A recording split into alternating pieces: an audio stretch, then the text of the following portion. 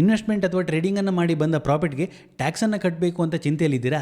ಚಿಂತೆ ಮಾಡಬೇಡಿ, ಈ ವಿಡಿಯೋನ ಕೊನೆ ತನಕ ನೋಡಿ. ಈ ವಿಡಿಯೋದಲ್ಲಿ ನಾನು ಎಕ್ಸ್ಪ್ಲೇನ್ ಮಾಡುವಂತ ಮೆಥಡ್ ಅನ್ನು ನೀವು ಫಾಲೋ ಮಾಡೋದ್ರ ಮೂಲಕ ನಿಮ್ಮ ಇನ್ವೆಸ್ಟ್ಮೆಂಟ್ ಅಥವಾ ಟ್ರೇಡಿಂಗ್ ಅಲ್ಲಿ ಬರುವಂತ ಪ್ರಾಫಿಟ್ಗೆ ತುಂಬಾ ಕಡಿಮೆ ಟ್ಯಾಕ್ಸ್ ಅನ್ನು ನೀವು ಕಟ್ಟಬಹುದು. ಹಾಗಾದ್ರೆ ಏನು ಈ ಮೆಥಡ್, ಯಾವ ರೀತಿ ಇದನ್ನ ಫಾಲೋ ಮಾಡಬಹುದು ಅನ್ನೋದನ್ನ ಡೀಟೇಲ್ ಆಗಿ ಈಗ ನೋಡೋಣ. ಇದನ್ನ ನಾವು ಟ್ಯಾಕ್ಸ್ ಹಾರ್ವೆಸ್ಟಿಂಗ್ ಅಂತ ಕರಿತೀವಿ. ಹಾಗಾದ್ರೆ ಏನಪ್ಪಾ ಟ್ಯಾಕ್ಸ್ ಹಾರ್ವೆಸ್ಟಿಂಗ್ ಅಂತ ನೋಡೋದಾದ್ರೆ, ಇದೊಂದು ಲೀಗಲ್ ವೇ ಇಂದ ನಮ್ಮ ಟ್ಯಾಕ್ಸ್ ಬರ್ಡನ್ ಅನ್ನ ಕಡಿಮೆ ಮಾಡ್ಕೊಳ್ಳುವಂಥದ್ದು, ನಮ್ಮ ಟ್ಯಾಕ್ಸ್ ಬರ್ಡನ್ ಅನ್ನ ಕಡಿಮೆ ಮಾಡ್ಕೊಳ್ಳಿಕ್ಕೆ ಒಂದು ಸ್ಮಾರ್ಟ್ ಸ್ಟ್ರಾಟಜಿಯನ್ನ ಯೂಸ್ ಮಾಡುವಂಥದ್ದು. ಇಲ್ಲಿ ನಾವೇನ್ ಮಾಡ್ತೀವಿ, ನಮ್ಮ ಇನ್ವೆಸ್ಟ್ಮೆಂಟ್ ಅಥವಾ ಟ್ರೇಡಿಂಗ್ ಅಲ್ಲಿ ಏನು ಪ್ರಾಫಿಟ್ ಅಥವಾ ಲಾಸ್ ಆಗ್ತಾ ಇರುತ್ತೆ ಅದನ್ನ ಬೇಗ ಬುಕ್ ಮಾಡ್ಕೊಳ್ತೀವಿ. ಇದರಿಂದ ಒಂದಷ್ಟು ಟ್ಯಾಕ್ಸ್ ಬೆನಿಫಿಟ್ ಅನ್ನ ಪಡೆಯುವಂತ ಪ್ರಯತ್ನವನ್ನ ಮಾಡ್ತೀವಿ. ಇಲ್ಲಿ ನಾವು ಎರಡು ಮೆಥಡ್ ಅನ್ನ ಯೂಸ್ ಮಾಡ್ಕೊಳ್ಬಹುದು. ಟ್ಯಾಕ್ಸ್ ಗೇನ್ ಹಾರ್ವೆಸ್ಟಿಂಗ್ ಅಥವಾ ಟ್ಯಾಕ್ಸ್ ಲಾಸ್ ಹಾರ್ವೆಸ್ಟಿಂಗ್ ಅಂತ ಎರಡು ಮೆಥಡ್ ಅನ್ನು ಯೂಸ್ ಮಾಡ್ಕೊಂಡು ನಾವು ನಮ್ಮ ಟ್ಯಾಕ್ಸ್ ಬರ್ಡನ್ ಅನ್ನ ಕಡಿಮೆ ಮಾಡ್ಕೊಳ್ಳಿಕ್ಕೆ ಟ್ರೈ ಮಾಡಬಹುದು. ಹಾಗಿದ್ರೆ ನಮಗೆ ಇನ್ವೆಸ್ಟ್ಮೆಂಟ್ ಅಥವಾ ಟ್ರೇಡಿಂಗ್ ಅಲ್ಲಿ ಯಾವ ರೀತಿ ಟ್ಯಾಕ್ಸ್ ಬರುತ್ತೆ ಅಂತ ನಾವು ನೋಡೋದಾದ್ರೆ, ನಾನು ಆಲ್ರೆಡಿ 2 ವಿಡಿಯೋವನ್ನ ಹಾಕಿದ್ದೀನಿ. ಅದರಲ್ಲಿ ಸ್ಟಾಕ್ ಮಾರ್ಕೆಟ್ ಇಂದ ಬಂದಂತ ಇನ್ಕಮ್ಗೆ ಯಾವ ರೀತಿ ಟ್ಯಾಕ್ಸ್ಗಳು ಬರುತ್ತೆ, ಯಾವ ರೀತಿ ಟ್ಯಾಕ್ಸ್ ಅನ್ನು ಕ್ಯಾಲ್ಕುಲೇಟ್ ಮಾಡೋದು ಅನ್ನೋದನ್ನ ಡೀಟೇಲ್ಡ್ ಆಗಿ ಎಕ್ಸ್ಪ್ಲೈನ್ ಮಾಡಿದ್ದೀನಿ.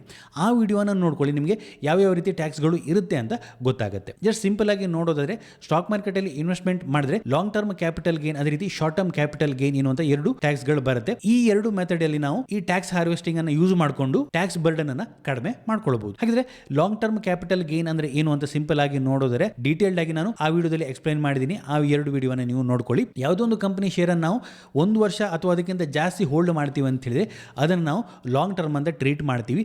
ಅದರಲ್ಲಿ ಬಂದ ಪ್ರಾಫಿಟ್ ಅನ್ನು ನಾವು ಲಾಂಗ್ ಟರ್ಮ್ ಕ್ಯಾಪಿಟಲ್ ಗೇನ್ ಅಂತ ಕರಿತೀವಿ. ಇನ್ ಕೇಸಲ್ಲಿ ಲಾಸ್ ಆದರೆ ಅದನ್ನು ಲಾಂಗ್ ಟರ್ಮ್ ಕ್ಯಾಪಿಟಲ್ ಲಾಸ್ ಅಂತ ಕರಿತೀವಿ. ಯಾವುದೊಂದು ಸ್ಟಾಕನ್ನು ಅಥವಾ ಮ್ಯೂಚುವಲ್ ಫಂಡನ್ನು ನಾವು ಬೈ ಮಾಡ್ತೀವಿ, 1 ವರ್ಷಕ್ಕಿಂತ ಜಾಸ್ತಿ ಹೋಲ್ಡ್ ಮಾಡ್ತೀವಿ, ಜಾಸ್ತಿ ಹೋಲ್ಡ್ ಮಾಡಿ ನೆಕ್ಸ್ಟ್ ಅದನ್ನು ನಾವು ಸೇಲ್ ಮಾಡ್ತೀವಿ, ಅಲ್ಲಿ ನಮ್ಗೆ ಒಂದಷ್ಟು ಪ್ರಾಫಿಟ್ ಆದರೆ ಅದನ್ನು ನಾವು ಲಾಂಗ್ ಟರ್ಮ್ ಕ್ಯಾಪಿಟಲ್ ಗೇನ್ ಅಂತ ಕರಿತೀವಿ. ಕರೆಂಟ್ಲಿ ಈ ಲಾಂಗ್ ಟರ್ಮ್ ಕ್ಯಾಪಿಟಲ್ ಗೇನ್ಗೆ 12% ಟ್ಯಾಕ್ಸ್ ರೇಟ್ ಇರುವಂಥದ್ದು. ಅದೇ ರೀತಿ 1,25,000ವರೆಗೆ ಎಕ್ಸೆಂಪ್ಟ್ ಇದೆ. ನಿಮ್ಮ ಲಾಂಗ್ ಟರ್ಮ್ ಕ್ಯಾಪಿಟಲ್ ಗೇನ್ ಯಾವುದೊಂದು ಫೈನಾನ್ಷಿಯಲ್ ಇಯರ್ ಅಲ್ಲಿ 1,25,000ಕ್ಕಿಂತ ಒಳಗೆ ಇತ್ತು ಅಂತ ಹೇಳಿದ್ರೆ ನೀವು ಅದಕ್ಕೆ ಟ್ಯಾಕ್ಸ್ ಅನ್ನು ಕೊಡಬೇಕಾಗಿಲ್ಲ. 1,25,000ಕ್ಕಿಂತ ಮೇಲೆ ಇತ್ತು ಅಂತ ಹೇಳಿದ್ರೆ 1,25,000 ಎಕ್ಸೆಂಪ್ಟ್ ಆಗುತ್ತೆ. ಉಳಿದ ಅಮೌಂಟ್ಗೆ ನೀವು 12% ಲೆಕ್ಕದಲ್ಲಿ ಟ್ಯಾಕ್ಸ್ ಅನ್ನ ಕೊಡಬೇಕಾಗುತ್ತೆ. ಈ ಹೊಸ ರೂಲ್ಸ್ ಜುಲೈ 23, 2024 ಬಂದ ಕಾರಣ ಜುಲೈ 23, 2024 ಒಳಗಡೆ ಯಾರು ಸೇಲ್ ಅನ್ನ ಮಾಡಿರ್ತಾರೆ ಅವರಿಗೆ ಅಲ್ಲಿ ಏನೋ ಕ್ಯಾಪಿಟಲ್ ಗೇನ್ ಆದ್ರೆ ಅದು 10% ಅನ್ನ ಕೊಡಬೇಕಾಗುತ್ತೆ. ಅದರ ನಂತರ ಸೇಲ್ ಮಾಡಿ ಕ್ಯಾಪಿಟಲ್ ಗೇನ್ ಆದ್ರೆ 12% ಅಲ್ಲಿ ಕೊಡಬೇಕಾಗುತ್ತೆ ಕ್ಯಾಪಿಟಲ್ ಗೇನ್ ಟ್ಯಾಕ್ಸ್. ಅದೇ ರೀತಿ ಲಾಂಗ್ ಟರ್ಮ್ ಕ್ಯಾಪಿಟಲ್ ಲಾಸ್ ಅಂತ ನಾವೇನ್ ಕರಿತೀವಿ, ನಾವು 1 ವರ್ಷಕ್ಕಿಂತ ಮೇಲೆ ಹೋಲ್ಡ್ ಮಾಡ್ತೀವಿ, ಯಾವುದೋ ಒಂದು ಇನ್ವೆಸ್ಟ್ಮೆಂಟ್ ಅನ್ನು ಹೋಲ್ಡ್ ಮಾಡಿ ಅಲ್ಲಿ ನಾವು ಬುಕ್ ಮಾಡಿದಾಗ ಅದು ಲಾಸ್ ಅಲ್ಲಿ ಬುಕ್ ಆಗುತ್ತೆ. ಅದನ್ನ ನಾವು ಲಾಂಗ್ ಟರ್ಮ್ ಕ್ಯಾಪಿಟಲ್ ಲಾಸ್ ಅಂತ ಕರಿತೀವಿ.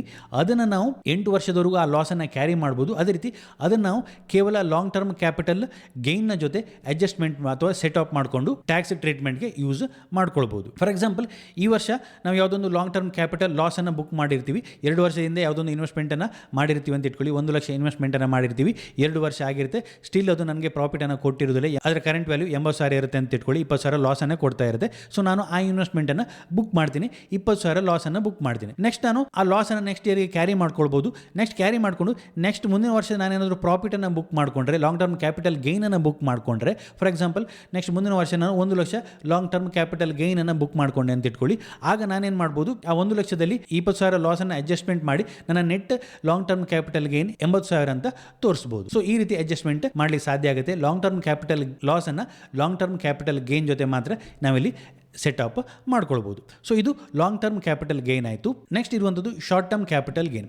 ಸೊ ಯಾವುದೊಂದು ಈಕ್ವಿಟಿ ಶೇರ್ಸ್ ಅಥವಾ ಮ್ಯೂಚುವಲ್ ಫಂಡನ್ನು 1 ವರ್ಷದ ಒಳಗೆ ಬೈ ಸೆಲ್ ಮಾಡಿ ಅಲ್ಲಿ ಪ್ರಾಫಿಟ್ ಆದರೆ ಅದನ್ನು ನಾವು ಶಾರ್ಟ್ ಟರ್ಮ್ ಕ್ಯಾಪಿಟಲ್ ಗೇನ್ ಅಂತ ಕರಿತೀವಿ. ಇನ್ ಕೇಸಲ್ಲಿ ಲಾಸ್ ಆದರೆ ಶಾರ್ಟ್ ಟರ್ಮ್ ಕ್ಯಾಪಿಟಲ್ ಲಾಸ್ ಅಂತ ನಾವು ಕರಿತೀವಿ. Currently short term capital gain tax 20% ಇರುವಂಥದ್ದು. ಅದೇ ರೀತಿ ಜುಲೈ 23, 2024 ಒಳಗೆ ಆ ಶಾರ್ಟ್ ಟರ್ಮ್ ಕ್ಯಾಪಿಟಲ್ ಗೇನ್ ಆಗಿದ್ರೆ ಅದಕ್ಕೆ ನಾವು 15% ಅನ್ನು ಕೊಡಬೇಕಾಗುತ್ತೆ. ಅದರ ನಂತರ ನಾವು 20% ಅನ್ನು ಕೊಡಬೇಕಾಗುತ್ತೆ ಕರೆಂಟ್ ಫಿನಾನ್ಷಿಯಲ್ ಇಯರ್ಗೆ 2024, 2025.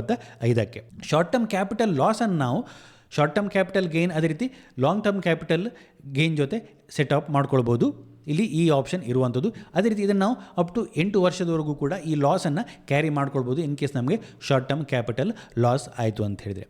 ಸೊ ಇಲ್ಲಿ ನಿಮಗೆ ಕ್ಲಿಯರ್ ಆಯಿತು ಮೇಜರ್ 2 ಗೇನ್ ಅಂತ ಅಥವಾ ಲಾಸ್, ಒಂದು ಲಾಂಗ್ ಟರ್ಮ್ ಕ್ಯಾಪಿಟಲ್ ಗೇನ್, ಅದೇ ರೀತಿ ಇನ್ನೊಂದು ಶಾರ್ಟ್ ಟರ್ಮ್ ಕ್ಯಾಪಿಟಲ್ ಗೇನ್. ಇಲ್ಲಿ ಯಾವ ರೀತಿ ಟ್ಯಾಕ್ಸ್ ಟ್ರೀಟ್ಮೆಂಟ್ ಆಗುತ್ತೆ ಅಂತ ಗೊತ್ತಾಯಿತು. ಹಾಗಿದ್ರೆ ನೆಕ್ಸ್ಟ್ ನಾವು ಟ್ಯಾಕ್ಸ್ ಹಾರ್ವೆಸ್ಟಿಂಗ್ ಯಾವ ರೀತಿ ಮಾಡುವಂಥದ್ದು, ಸೊ ಮುಂದೆ ನೋಡೋಣ. ಸೊ ಮೊದಲನೇದಾಗಿ ನಾವು ಟ್ಯಾಕ್ಸ್ ಗೇನ್ ಹಾರ್ವೆಸ್ಟಿಂಗ್ ಅನ್ನ ಯಾವ ರೀತಿ ಮಾಡೋದು ಅಂತ ನೋಡೋಣ. ಇಲ್ಲಿ ನಮ್ಮ ಪೋರ್ಟ್ಫೋಲಿಯೋದಲ್ಲಿ ಒಂದಷ್ಟು ಲಾಂಗ್ ಟರ್ಮ್ ಇಂದ ಹೋಲ್ಡ್ ಮಾಡಿದಂಥ ಪೊಸಿಷನ್ಗಳು ಇರುತ್ತೆ ಅಂತ ಇಟ್ಕೊಳ್ಳಿ, ಇನ್ವೆಸ್ಟ್ಮೆಂಟ್ಗಳಿರುತ್ತೆ ಮೋರ್ ದೆನ್ 1 ಇಯರ್ ಆಗಿರುವಂಥದ್ದು. ಅಲ್ಲಿ ಪ್ರಾಫಿಟ್ ಆಗ್ತಾ ಇರುತ್ತೆ. ನಾವೇನು ಮಾಡ್ಬೋದು, ಈ ಟ್ಯಾಕ್ಸ್ ಬರ್ಡನನ್ನು ಕಡಿಮೆ ಮಾಡ್ಕೊಳ್ಳಿಕ್ಕೆ ಆ ಪ್ರಾಫಿಟನ್ನು ಬುಕ್ ಮಾಡ್ಕೊಳ್ಬೋದು. ಹಾಗಾದರೆ ನೀವು ಕೇಳ್ಬೋದು, ನನ್ನ ಇನ್ವೆಸ್ಟ್ಮೆಂಟ್ ಟೈಮ್ ಹೊರೈಸನ್ ಇರುವಂಥದ್ದು ತುಂಬ ಲಾಂಗ್ ಟರ್ಮ್ಗೆ, ನನಗೆ ಅದನ್ನು ಈಗ ಬುಕ್ ಮಾಡಲಿಕ್ಕೆ ಇಲ್ಲ, ಲಾಂಗ್ ಟರ್ಮ್ವರೆಗೂ ಹೋಲ್ಡ್ ಮಾಡಬೇಕಲ್ಲ ಅಂತ ಕೇಳ್ಬೋದು. ಬಟ್ ಇಲ್ಲಿ ನಾವೇನು ಮಾಡ್ತೀವಿ, ಕೇವಲ ಟ್ಯಾಕ್ಸ್ ಪರ್ಪಸ್ಗೋಸ್ಕರ ಅದನ್ನು ಬುಕ್ ಮಾಡ್ತೀವಿ. ಅಗೇನ್ ಬುಕ್ ಮಾಡಿ ನಮಗೆ ಎಷ್ಟು ಪ್ರಾಫಿಟ್ ಬಂದಿರುತ್ತೆ ಕಂಪ್ಲೀಟಾಗಿ ಅದನ್ನು ಅಗೇನ್ ನಾವು ರೀಇನ್ವೆಸ್ಟ್ಮೆಂಟ್ ಮಾಡ್ತೀವಿ. ಕೇವಲ ಟ್ಯಾಕ್ಸನ್ನು ಕಡಿಮೆ ಮಾಡಲಿಕ್ಕೋಸ್ಕರ ಜಸ್ಟ್ ನಾವು ಬುಕ್ ಮಾಡ್ತೀವಿ, ಬುಕ್ ಮಾಡಿ ನೆಕ್ಸ್ಟ್ ಅದನ್ನು ರೀಇನ್ವೆಸ್ಟ್ಮೆಂಟ್ ಮಾಡ್ತೀವಿ. ನಿಮ್ಮ ಟ್ರೇಡಿಂಗ್ ಅಕೌಂಟಲ್ಲಿ ಒಂದಷ್ಟು ಇನ್ವೆಸ್ಟ್ಮೆಂಟ್ ಇರುತ್ತೆ, ಲಾಂಗ್ ಟರ್ಮ್ ಕ್ಯಾಪಿಟಲ್ ಗೇನ್ ಕೊಡುವಂಥ ಇನ್ವೆಸ್ಟ್ಮೆಂಟ್ ಇರುತ್ತೆ. ಅಲ್ಲಿ ನೀವು ಲಾಂಗ್ ಟರ್ಮ್ ಕ್ಯಾಪಿಟಲ್ ಗೇನನ್ನು ಬುಕ್ ಮಾಡ್ತೀವಿ. ಬುಕ್ ಮಾಡಿದಾಗ ನಿಮ್ಮ ಟ್ರೇಡಿಂಗ್ ಅಕೌಂಟ್ಗೆ ಒಂದಷ್ಟು ಪ್ರಾಫಿಟ್ ಬರುತ್ತೆ. ನೀವೇನು ನೆಕ್ಸ್ಟ್ ಏನು ಮಾಡ್ತೀರಿ, ಒಂದು ದಿನ ಬಿಟ್ಟು ನಿಮ್ಮ ಡಿಮ್ಯಾಟ್ ಅಕೌಂಟಿಂದ ಶೇರ್ಗಳು ಡೆಬಿಟ್ ಆಗಬೇಕಾಗುತ್ತೆ. ಡೆಬಿಟ್ ಆದ ನಂತರ ನೆಕ್ಸ್ಟ್ ನೀವು ಅಮೌಂಟನ್ನು ಬುಕ್ ಮಾಡಿರ್ತೀರಿ, ಅಷ್ಟೇ ಅಮೌಂಟನ್ನು ಅಗೈನ್ ಸೇಮ್ ಸ್ಟಾಕ್ ಅಥವಾ ಸೇಮ್ ಮ್ಯೂಚುವಲ್ ಫಂಡ್ಗೆ ರೀಇನ್ವೆಸ್ಟ್ಮೆಂಟ್ ಮಾಡಬೇಕಾಗುತ್ತೆ. ಯಾಕೆ ಹೇಳಿದರೆ ನಿಮ್ಮ ಟೈಮ್ ಹೊರೈಸನ್ ತುಂಬ ಲಾಂಗ್ ಟರ್ಮ್ ಇರೋದ್ರಿಂದ ನೀವು ಶಾರ್ಟ್ ಟರ್ಮಲ್ಲಿ ಕೇವಲ ಬುಕ್ ಮಾಡಿರುವಂಥದ್ದು ಟ್ಯಾಕ್ಸ್ನ ಬೆನಿಫಿಟನ್ನು ಪಡೀಲಿಕ್ಕೋಸ್ಕರ. ಸೊ ಯಾವ ರೀತಿ ಅದು ವರ್ಕ್ ಆಗುತ್ತೆ ನಾವು ನೋಡೋಣ ಈಗ. ಸೊ ಇಲ್ಲಿ ನಾವೊಂದು 5 ಲಕ್ಷ ಇನ್ವೆಸ್ಟ್ಮೆಂಟನ್ನು ಮಾಡಿರ್ತೀವಿ ಅಂತ ಇಟ್ಕೊಳ್ಳಿ. ನಮಗೊಂದು 4-5 ವರ್ಷ ಅದರ ಟೈಮ್ ಹೊರೈಸನ್ ಇರುತ್ತೆ. ಕರೆಂಟ್ಲಿ 4 ವರ್ಷ ಆಗಿರುತ್ತೆ, ಒಂದು 2 ಲಕ್ಷ ಪ್ರಾಫಿಟ್ ಆಗ್ತಾ ಇರುತ್ತೆ ಅಂತ ಇಟ್ಕೊಳ್ಳಿ. ನನ್ನ ನೆಟ್ ಇನ್ವೆಸ್ಟ್ಮೆಂಟ್ನ ವ್ಯಾಲ್ಯೂ 7 ಲಕ್ಷ ಆಗುತ್ತೆ. ಸೊ 4 ವರ್ಷ ಆಗುತ್ತೆ, ನಾನೇನು ಮಾಡ್ತೀನಿ, ಪ್ರಾಫಿಟನ್ನು ಬುಕ್ ಮಾಡ್ತೀನಿ, ನನಗೆ 2 ಲಕ್ಷ ಪ್ರಾಫಿಟ್ ಆಗುತ್ತೆ. ಸೊ 2 ಲಕ್ಷ ಇಲ್ಲಿ ಲಾಂಗ್ ಟರ್ಮ್ ಕ್ಯಾಪಿಟಲ್ ಗೇನ್ ಅಂತ ಟ್ರೀಟ್ ಆಗುತ್ತೆ. So 2 lakh long term capital gain ಆಗುತ್ತೆ. ನಾನೇನು ಮಾಡಬೇಕಾಗತ್ತೆ, 1,25,000 ನನ್ನ ಲಾಂಗ್ ಟರ್ಮ್ ಕ್ಯಾಪಿಟಲ್ ಗೇನಿಂದ ಎಕ್ಸೆಂಪ್ಟ್ ಆಗುತ್ತೆ. ಉಳಿದ 75,000ಕ್ಕೆ ನಾನು ಇಲ್ಲಿ ಟ್ಯಾಕ್ಸನ್ನು ಕೊಡಬೇಕಾಗತ್ತೆ. ಉಳಿದ 75,000ಕ್ಕೆ 12.5% ನಾನಿಲ್ಲಿ ಟ್ಯಾಕ್ಸನ್ನು ಕೊಡಬೇಕಾಗತ್ತೆ. ಎಷ್ಟು ಟ್ಯಾಕ್ಸನ್ನು ಕೊಡಬೇಕಾಗತ್ತೆ, 9,375 ಟ್ಯಾಕ್ಸನ್ನು ಕೊಡಬೇಕಾಗತ್ತೆ. ಇಲ್ಲಿ ನಾನು ಯಾವುದೇ ಟ್ಯಾಕ್ಸ್ ಹಾರ್ವೆಸ್ಟಿಂಗ್ ಮೆಥಡನ್ನು ಯೂಸ್ ಮಾಡದೇ ಇರೋದ್ರಿಂದ. ಅದಕ್ಕೆ ಬದಲಾಗಿ ನಾವು ಯಾವ ರೀತಿ ಟ್ಯಾಕ್ಸ್ ಹಾರ್ವೆಸ್ಟಿಂಗನ್ನು ಮಾಡ್ಬೋದು ಅಂತ ನೋಡೋದರೆ, ಸೊ ನಾನೊಂದು 5 ಲಕ್ಷ ಇನ್ವೆಸ್ಟ್ಮೆಂಟನ್ನು ಮಾಡಿರ್ತೀನಿ, 2 ವರ್ಷ ಆಗಿರುತ್ತೆ, ಅಟ್ಲೀಸ್ಟ್ 1 ವರ್ಷಕ್ಕಿಂತ ಜಾಸ್ತಿ ಆಗಿರಬೇಕಾಗತ್ತೆ ನಾವು ಲಾಂಗ್ ಟರ್ಮ್ ಕ್ಯಾಪಿಟಲ್ ಗೇನ್ ಅಂತದ್ದು ಟ್ರೀಟ್ ಆಗಬೇಕಾದ್ರೆ. 2 ವರ್ಷ ಆಗಿರುತ್ತೆ ಅಂತ ಇಟ್ಕೊಳ್ಳಿ. ಸೊ ಅಲ್ಲಿ ಒಂದಷ್ಟು ಪ್ರಾಫಿಟ್ ಆಗ್ತಾ ಇರುತ್ತೆ, 1 ಲಕ್ಷ ಪ್ರಾಫಿಟ್ ಆಗ್ತಾ ಇರುತ್ತೆ ಅಂತ ಇಟ್ಕೊಳ್ಳಿ ನನ್ನ 5 ಲಕ್ಷದ ಇನ್ವೆಸ್ಟ್ಮೆಂಟ್ಗೆ. ನಾನೇನು ಮಾಡ್ತೀನಿ, ಆಗ ಆ 1 ಲಕ್ಷ ಪ್ರಾಫಿಟ್ ಆಗ್ತಾ ಇರುತ್ತೆ, ನನ್ನ ಕಂಪ್ಲೀಟ್ ಇನ್ವೆಸ್ಟ್ಮೆಂಟನ್ನಲ್ಲಿ ಬುಕ್ ಮಾಡ್ತೀನಿ ಅಥವಾ ನನ್ನ ಕಂಪ್ಲೀಟ್ ಇನ್ವೆಸ್ಟ್ಮೆಂಟನ್ನು ಸೇಲ್ ಮಾಡ್ತೀನಿ. ಆಗೇನಾಗುತ್ತೆ, ನನಗೆ 6 ಲಕ್ಷ ಸಿಕ್ತು. ಸೊ ನನಗೆ 1 ಲಕ್ಷ ಗೇನ್ ಆಗುತ್ತೆ. 5 ಲಕ್ಷ ಇನ್ವೆಸ್ಟ್ಮೆಂಟ್ ಮಾಡಿದ್ದೀನಿ, 1 ಲಕ್ಷ ಗೇನ್ ಆಗುತ್ತೆ. 6 ಲಕ್ಷ ಇನ್ವೆಸ್ಟ್ಮೆಂಟನ್ನು ನಾನು ಸೇಲ್ ಮಾಡ್ತೀನಿ.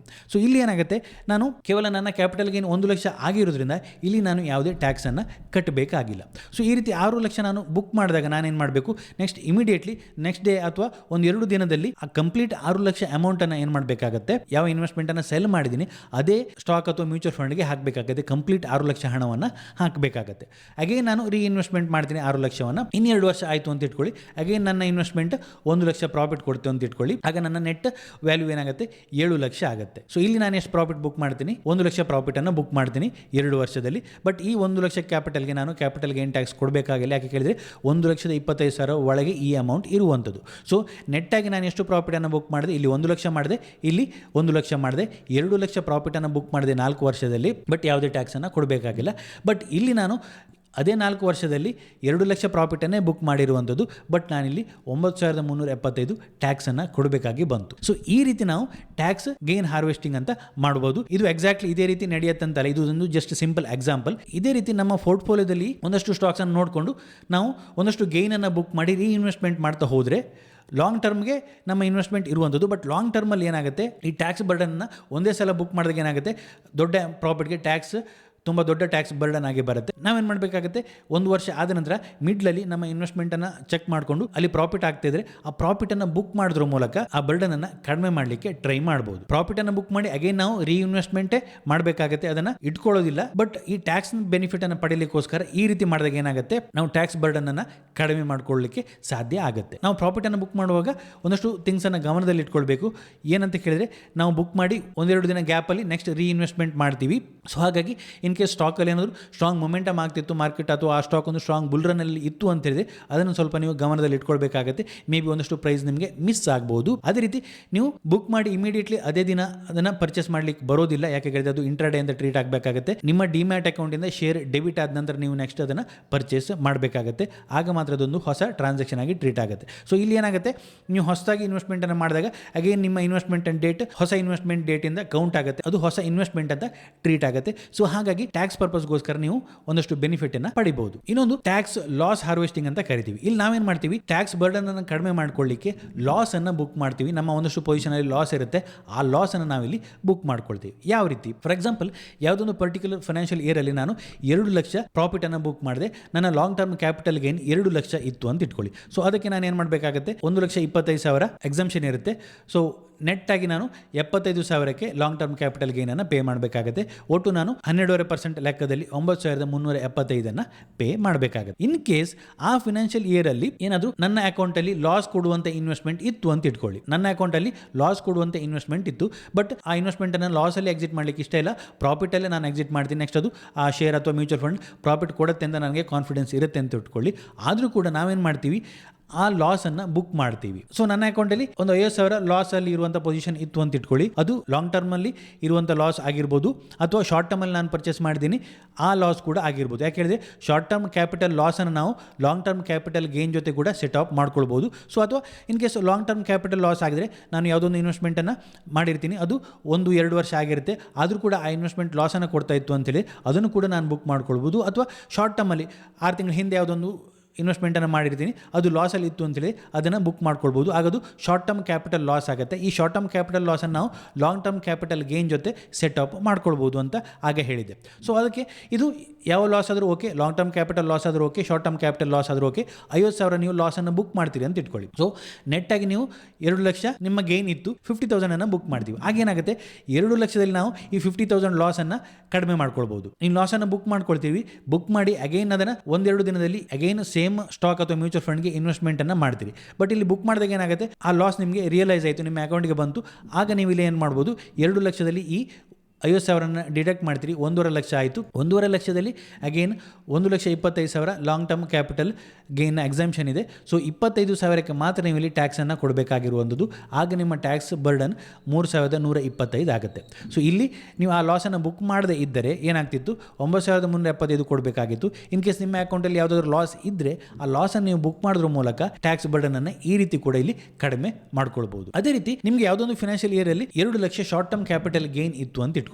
ಸೊ ನೀವು ಶಾರ್ಟ್ ಟರ್ಮ್ ಅಲ್ಲಿ ಒಂದಷ್ಟು ಟ್ರೇಡಿಂಗ್ ಅನ್ನು ಮಾಡ್ತೀರಿ, ನಿಮಗೆ 2 lakh short term capital gain ಇತ್ತು. ಸೊ ಈ 2 ಲಕ್ಷ ಶಾರ್ಟ್ ಟರ್ಮ್ ಕ್ಯಾಪಿಟಲ್ ಗೇನ್ಗೆ ನೀವು ಇಲ್ಲಿ 20% ಟ್ಯಾಕ್ಸ್ ಅನ್ನು ಕೊಡಬೇಕಾಗುತ್ತೆ. 40,000 ರೂಪೀಸ್ ನೀವು ಇಲ್ಲಿ ಟ್ಯಾಕ್ಸ್ ಅನ್ನು ಕೊಡಬೇಕಾಗುತ್ತೆ. ಬಟ್ ನಿಮ್ಮ ಹತ್ರ ಏನಾದರೂ ಶಾರ್ಟ್ ಟರ್ಮ್ ಕ್ಯಾಪಿಟಲ್ ಲಾಸ್ ಇತ್ತು, ನೀವು ಅದನ್ನು ಬುಕ್ ಮಾಡ್ಕೊಳ್ಳಿಲ್ಲ ಅಂತೀರಿ, ಯಾವುದು ಶಾರ್ಟ್ ಟರ್ಮ್ಗೆ ಯಾವುದೊಂದು ಇನ್ವೆಸ್ಟ್ಮೆಂಟ್ ಅನ್ನು ಮಾಡಿರ್ತೀರಿ, ಅಲ್ಲಿ ನೀವು ಲಾಸ್ ಅನ್ನು ಮಾಡ್ಕೊಳ್ತಾ ಇದ್ದೀರಿ, ಅದನ್ನು ಇದುವರೆಗೂ ಬುಕ್ ಮಾಡಲಿಲ್ಲ, ಅದನ್ನು ನೀವು ಪ್ರಾಫಿಟಲ್ಲೇ ಬುಕ್ ಮಾಡಬೇಕು ಅಂತ ವೆಯ್ಟ್ ಮಾಡ್ತಾ ಇದ್ದೀರಿ ಅಂತ ಇಟ್ಕೊಳ್ಳಿ. ಆಗ ನೀವೇನು ಮಾಡ್ಬೋದು, ಆ ಲಾಸನ್ನು ಬುಕ್ ಮಾಡಿಕೊಂಡು ಈ ಟ್ಯಾಕ್ಸ್ ಲೈಬಿಲಿಟಿಯನ್ನು ಕಡಿಮೆ ಮಾಡಲಿಕ್ಕೆ ನೋಡ್ಬೋದು. ಲಾಂಗ್ ಟರ್ಮ್ ಕ್ಯಾಪಿಟಲ್ ಇದ್ದರೆ ಶಾರ್ಟ್ ಟರ್ಮ್ ಗೇನ್ ಜೊತೆ ಸೆಟಪ್ ಮಾಡಲಿಕ್ಕೆ ಆಗೋದಿಲ್ಲ. ಲಾಂಗ್ ಟರ್ಮ್ ಕ್ಯಾಪಿಟಲ್ ಲಾಸನ್ನು ಕೇವಲ ಲಾಂಗ್ ಟರ್ಮ್ ಕ್ಯಾಪಿಟಲ್ ಗೇನ್ ಜೊತೆ ಮಾತ್ರ ನೀವು ಸೆಟಪ್ ಮಾಡ್ಕೊಳ್ಳಿಕ್ಕಾಗತ್ತೆ. ಸೊ ನಿಮಗೆ ಶಾರ್ಟ್ ಟರ್ಮ್ ಕ್ಯಾಪಿಟಲ್ ಗೇನ್ ಇತ್ತು ಅಂತೇಳಿ ನೀವೇನು ನೋಡಬೇಕಾಗತ್ತೆ, ಇಲ್ಲಿ ಶಾರ್ಟ್ ಟರ್ಮ್ ಕ್ಯಾಪಿಟಲ್ ಲಾಸ್ಗೆ ನೋಡಬೇಕಾಗತ್ತೆ. ಶಾರ್ಟ್ ಟರ್ಮ್ ಕ್ಯಾಪಿಟಲ್ ಲಾಸ್ ಏನಾದರೂ ಇತ್ತು ಅಂತೇಳಿ ಅದನ್ನು ನೀವು ಇಲ್ಲಿ ಬುಕ್ ಮಾಡ್ಕೊಳ್ಬೋದು. ಫಾರ್ ಎಕ್ಸಾಂಪಲ್ 2 ಲಕ್ಷ ನೀವು ಪ್ರಾಫಿಟನ್ನು ಮಾಡ್ತೀರಿ, 50,000 ನಿಮಗೆ ಶಾರ್ಟ್ ಟರ್ಮ್ ಕ್ಯಾಪಿಟಲ್ ಲಾಸ್ ಆಗ್ತಾಯಿತ್ತು ಯಾವುದೊಂದು ಪೊಸಿಷನಲ್ಲಿ, ಅದನ್ನು ನೀವೇನು ಮಾಡ್ತೀರಿ, ಬುಕ್ ಮಾಡ್ತೀರಿ. ಬುಕ್ ಮಾಡಿ ನಿಮ್ಮ ಬರ್ಡನನ್ನು ಇಲ್ಲಿ ಕಡಿಮೆ ಮಾಡ್ಕೊಳ್ತೀರಿ. 1.5 ಲಕ್ಷ ನೆಟ್ ಪ್ರಾಫಿಟ್ ಅಂತ ಟ್ರೀಟ್ ಮಾಡ್ತೀರಿ. ಆ 1.5 ಲಕ್ಷಕ್ಕೆ ನೀವು ಏನು ಮಾಡ್ತೀರಿ, ಇಲ್ಲಿ 20% ಟ್ಯಾಕ್ಸಲ್ಲಿ 30,000 ಕೊಡ್ತೀರಿ. ಬುಕ್ ಮಾಡಿದಂಥ ಅಮೌಂಟನ್ನು ಏನು ಮಾಡ್ತೀರಿ, ಅಗೇನ್ 1-2 ದಿನ ಬಿಟ್ಟು ಇನ್ವೆಸ್ಟ್ಮೆಂಟ್ ಮಾಡ್ತೀರಿ. ನೆಕ್ಸ್ಟ್ ಅದು ಹೊಸ ಇನ್ವೆಸ್ಟ್ಮೆಂಟ್ ಆಗಿ ಟ್ರೀಟ್ ಆಗುತ್ತೆ. ಇಲ್ಲಿ ನಾವೇನು ಮಾಡ್ತೀವಿ, ಒಂದಷ್ಟು ನಮ್ಮ ಇನ್ವೆಸ್ಟ್ಮೆಂಟನ್ನು ಅನಲೈಸ್ ಮಾಡಿಕೊಂಡು ಪ್ರಾಫಿಟ್ ಅಥವಾ ಲಾಸನ್ನು ನೋಡಿಕೊಂಡು ಟ್ಯಾಕ್ಸ್ ಬರ್ಡನನ್ನು ಕಡಿಮೆ ಮಾಡಲಿಕ್ಕೆ ಒಂದಷ್ಟು ಅಡ್ಜಸ್ಟ್ಮೆಂಟನ್ನು ಮಾಡ್ತಾ ಇರ್ತೀವಿ. ಇಲ್ಲಿ ನಮ್ಮ ಲಾಂಗ್ ಟರ್ಮ್ ಗೋಲ್ಗೆ ಯಾವುದೇ ಪ್ರಾಬ್ಲಮ್ ಆಗಬಾರ್ದು, ಆ ರೀತಿ ನಾವು ನೋಡ್ಕೊಳ್ಬೇಕು. ನಮ್ಮ ಟೈಮ್ ಹೊರಜಮ್ ಲಾಂಗ್ ಟರ್ಮ್ ಇರುತ್ತೆ, ಬಟ್ ನಾವೇನು ಮಾಡಬೇಕಾಗುತ್ತೆ, ಶಾರ್ಟ್ ಟರ್ಮಲ್ಲಿ ಒಂದಷ್ಟು ಅಡ್ಜಸ್ಟ್ಮೆಂಟ್ ಮಾಡಲಿಕ್ಕೆ ಬೈ ಸೆಲ್ ಆ್ಯಕ್ಟಿವಿಟಿಯನ್ನು ಮಾಡಬೇಕಾಗುತ್ತೆ. ಈ ರೀತಿ ಬೈ ಸೆಲ್ ಆ್ಯಕ್ಟಿವಿಟಿಯನ್ನು ಮಾಡುವಾಗ ಏನು ಮಾಡಬೇಕಾಗುತ್ತೆ, ಒಂದಷ್ಟು ಥಿಂಗ್ಸನ್ನು ನಾನು ಆಗಲೇ ಹೇಳಿದಾಗೆ ನೀವು ನೋಟಿಸ್ ಮಾಡಬೇಕಾಗುತ್ತೆ. ಸ್ಟಾಕ್ ಯಾವ ರೀತಿ ಟ್ರೆಂಡಲ್ಲಿ ಇದೆಯಾ ಇಲ್ವಾ ಅಂತ ನೋಡಬೇಕಾಗುತ್ತೆ. ಸ್ಟ್ರಾಂಗ್ ಟ್ರೆಂಡಲ್ಲಿ ಅಪ್ಮೂವನ್ನ ಕೊಡ್ತಾ ಇತ್ತು ಅಂತ ಹೇಳಿ ನೀವು ಯಾವತ್ತು ಸೆಲ್ ಮಾಡ್ತೀರಿ, 1-2 ದಿನ ಬಿಟ್ಟು ಬೈ ಮಾಡುವಾಗ ಅಗೇನ್ ಒಂದಷ್ಟು ಪ್ರೈಸ್ ಗ್ಯಾಪ್ ಆಗ್ಬೋದು, ಅದನ್ನು ನೀವು ಗಮನದಲ್ಲಿ ಇಟ್ಕೊಳ್ಬೇಕಾಗತ್ತೆ. ಹಾಗೆ ಸ್ಟಾಕ್ಸ್ ಅಲ್ಲಿ ಒಂದಷ್ಟು ಡಿವಿಡೆಂಟ್ ಏನಾದ್ರು ಕೊಡ್ತಾ ಇದ್ದಾರಾ, ರೆಕಾರ್ಡ್ ಡೇಟ್ ಇದೆಯಾ ಅಂತ ನೋಡಿಕೊಂಡು ಡೇಟನ್ನು ಒಂದಷ್ಟು ಚೆಕ್ ಮಾಡಿಕೊಂಡು ಈ ರೀತಿ ಅಡ್ಜಸ್ಟ್ಮೆಂಟ್ ಅನ್ನು ನೀವು ಮಾಡ್ಕೊಳ್ಬಹುದು. ಇದರಿಂದಾಗಿ ನಿಮ್ಮ ಟ್ಯಾಕ್ಸ್ ಬರ್ಡನ್ ಅನ್ನು ನೀವು ತುಂಬಾ ಕಡಿಮೆ ಮಾಡ್ಕೊಳ್ಬಹುದು. ಇದಿಷ್ಟು ಈ ವಿಡಿಯೋದಲ್ಲಿ. ನಿಮ್ಗೆ ಏನಾದರೂ ವಿಡಿಯೋ ಇಷ್ಟ ಆಯಿತು ಅಂತ ಹೇಳಿದ್ರೆ ಲೈಕ್ ಮಾಡಿ, ನಿಮ್ಮ ಸಜೆಷನ್ಸ್ ಅನ್ನು ಕಮೆಂಟ್ ಮಾಡಿ. ಇನ್ನು ಹೆಚ್ಚಿನ ವಿಡಿಯೋಗಳಿಗಾಗಿ ನಮ್ಮ ಯೂಟ್ಯೂಬ್ ಚಾನಲ್ ಸಬ್ಸ್ಕ್ರೈಬ್ ಮಾಡ್ಕೊಳ್ಳಿ. Thank you.